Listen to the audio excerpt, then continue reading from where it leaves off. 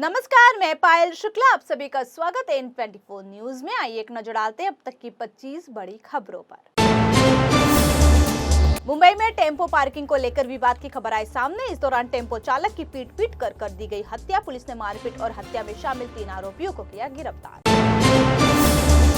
राहुल गांधी पर केस और मुंबई कांग्रेस ऑफिस पर हमले को लेकर संजय राउत का बयान आया सामने। कहा, मेरे सामने चले गए थे राहुल गांधी संसद के अंदर। उस वक्त सांसदों की बेस्ट परफॉर्मिंग एक्टिंग हम लोगों ने देखी, ऐसी एक्टिंग नहीं देखी थी जिंदगी में कभी। आरएसएस प्रमुख मोहन भागवत ने मौजूदा शिक्षा प्रणाली पर उठाए सवाल। भागवत ने कहा, सिस्टम को बदलते समय के साथ तालमेल बिठाते हुए बुनियादी मूल्यों से जुड़े रहना चाहिए। शिक्षा प्रणाली को सुविधा में बाधा नहीं बल्कि सुविधा प्रदान करने वाली के रूप में करना चाहिए काम।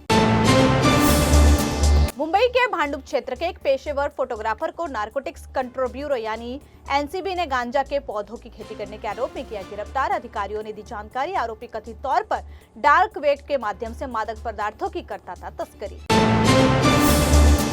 महाराष्ट्र विधानसभा चुनाव में करारी हार के बाद शिवसेना यूबीटी के बदले तेवर। सांसद संजय राउत ने दिया संकेत।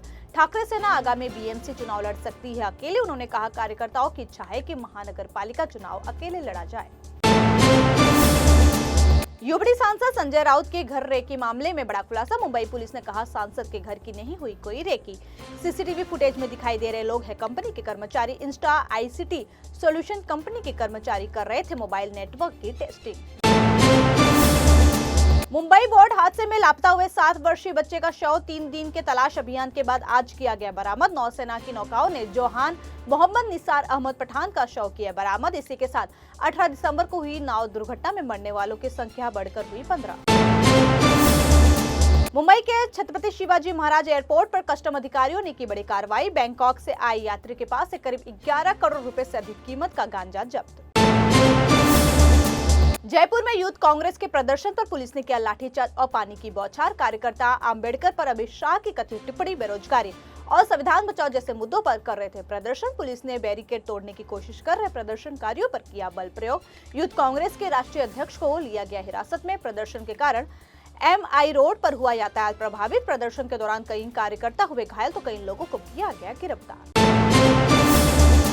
भारत के पूर्व क्रिकेटर रॉबिन उथप्पा के खिलाफ अरेस्ट वारंट हुआ जारी। उन पर APAFO में फ्रॉड करने का है आरोप। रिपोर्ट्स के मुताबिक उथप्पा ने अपने कर्मचारियों की सैलरी से 23 लाख रुपए काटे, लेकिन उसे उनके प्रोविडेंट फंड में नहीं किया जमा। इंडियन प्रीमियर लीग के पूर्व कमिश्नर ललित मोदी को बॉम्बे हाईकोर्ट ने दिया बड़ा झटका। ललित मोदी ने BCCI के खिलाफ एक याचिका की थी दायर। इस याचिका में ललित मोदी ने BCCI की तरफ से प्रवर्तन निदेशालय को 10 करोड़ रुपए से अधिक देने की मांग की थी, जिसे कोर्ट ने मूर्खतापूर्वक करार देते हुए ललित मोदी पर जुर्माने का सुनाया फैसला। उत्तराखंड के पिथौरागढ़ के धारचूला तवाघाट नेशनल हाईवे पर लैंडस्लाइड की तस्वीर आई सामने। नेशनल हाईवे पर अचानक हुए भीषण लैंडस्लाइड से यातायात हुई प्रभावित। पहाड़ का एक बड़ा हिस्सा धराशायी होने से फंसे दर्जनों वाहन। लैंडस्लाइड की वजह से नेशनल हाईवे हुआ बंद। इस हादसे में किसी के हताहत होने की नहीं है कोई खबर।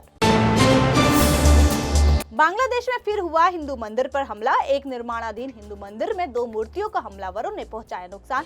बांग्लादेश के शक्कोर इलाके की घटना। पुलिस ने मामले में 37 साल के अजहरुल को किया गिरफ्तार। गृह मंत्री अमित शाह के संसद में डॉक्टर भीमराव अंबेडकर पर दिए गए बयान से मचा सियासी हंगामा। कांग्रेस समेत तमाम विपक्षी दल लगातार बीजेपी पर है हमलावर। इसी बीच अब इस मामले को लेकर बहुजन समाज पार्टी के मुखिया और उत्तर प्रदेश के पूर्व मुख्यमंत्री मायावती ने देशव्यापी आंदोलन करने का किया फैसला। दिल्ली विधानसभा चुनाव से पहले के कथित शराब घोटाले से जुड़े मामले में पूर्व मुख्यमंत्री अरविंद केजरीवाल को लगा बड़ा झटका। दिल्ली के उपराज्यपाल VK सक्सेना ने प्रवर्तन निदेशालय को इस मामले में केस चलाने की दे दी मंजूरी। दरअसल ईडी ने अरविंद केजरीवाल के खिलाफ अभियोजन की मंजूरी के लिए 5 दिसंबर को दिल्ली के मुख्य सचिव और मुख्य सतर्कता अधिकारी को लिखा था पत्र। इस पत्र के जवाब में दिल्ली के LG ने केजरीवाल के खिलाफ अभियोजन की दे दी मंजूरी। दिल्ली विधानसभा चुनाव से पहले बांग्लादेशी घुसपैठ बनता जा रहा है चुनावी मुद्दा। बांग्लादेशियों की पहचान के लिए MCD एक्शन मोड पर MCD उपायुक्त ने स्कूलों को नोटिस जारी करते हुए कहा, स्कूलों में अवैध बांग्लादेशी छात्रों की करे पहचान। आम आदमी पार्टी ने दिल्ली विधानसभा चुनाव से पहले दलित समाज के लिए की बड़ी घोषणा। आपके राष्ट्रीय संयोजक अरविंद केजरीवाल ने डॉक्टर अंबेडकर सम्मान स्कॉलरशिप योजना का किया ऐलान। यह योजना उन दलित छात्रों के लिए है जो पढ़ना चाहते हैं विदेश में। इस योजना के माध्यम से दलित छात्रों का सारा खर्च उठाएगी सरकार। शीतकालीन चारधाम यात्रा को लेकर उत्तराखंड पुलिस ने सुरक्षा और यात्रा व्यवस्था को सुगम बनाने के लिए अपनी तैयारियां की शुरू। पुलिस और प्रशासन ने संभावित चुनौतियों को ध्यान में रखते हुए रणनीति की तैयार। इसके तहत अतिरिक्त पुलिस बल की तैनाती, संवेदनशील इलाकों की पहचान और यात्रियों की सुविधा के लिए किए जा रहे हैं विशेष प्रबंधन।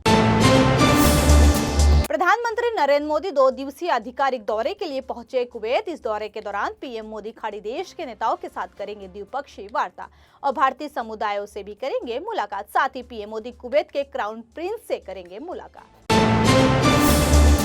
प्रयागराज महाकुंभ में आधुनिकता और परंपरा का दिखेगा अद्भुत संगम। यहाँ झूसी क्षेत्र में देश की पहली डोम सिटी हो रही है तैयार, जो पर्यटकों को हिल स्टेशन का देगी एहसास। डोम सिटी। केंद्रीय गृह मंत्री अमित शाह शनिवार को पहुंचे त्रिपुरा। यहां उन्होंने पूर्वोत्तर परिषद के 72वें पूर्ण सत्र का किया उद्घाटन। इस दौरान उन्होंने कहा, पीएम मोदी जितनी बार भी यहां आए कुछ न कुछ देकर गए। शाह ने कहा, अब निवेश का इकोसिस्टम भी होगा बेहतर। बॉलीवुड के फेमस सिंगर अभिजीत भट्टाचार्य ने महात्मा गांधी को लेकर दिया विवादित बयान। कहा, महात्मा गांधी है पाकिस्तान के राष्ट्रपिता। फिल्म पुष्पा 2 की 1500 करोड़ क्लब में एंट्री। फिल्म रिलीज के दिन से ही कर रही है रिकॉर्ड तोड़ कमाई। फिल्म ने दुनिया भर में किया 1508 करोड़ रुपए का कलेक्शन। 5 दिसंबर 2024 को रिलीज हुई थी फिल्म पुष्पा 2। क्रिसमस को लेकर दुनिया भर में जश्न का माहौल। बाजार में बिखरने लगी है क्रिसमस की रौनक। वहीं घरों से लेकर गिरजाघरों और चर्चों में सजावट का दौर भी हो चुका है शुरू। रूस के कजान शहर में अमेरिका के वर्ल्ड ट्रेड सेंटर जैसा हुआ हमला। रूस के कजान शहर की 3 हाई राइज इमारतों पर टकरा गए यूएवी। इन हमलों की तस्वीरें आई सामने। रूस ने इस हमले के लिए सीधे तौर पर यूक्रेन को ठहराया जिम्मेदार।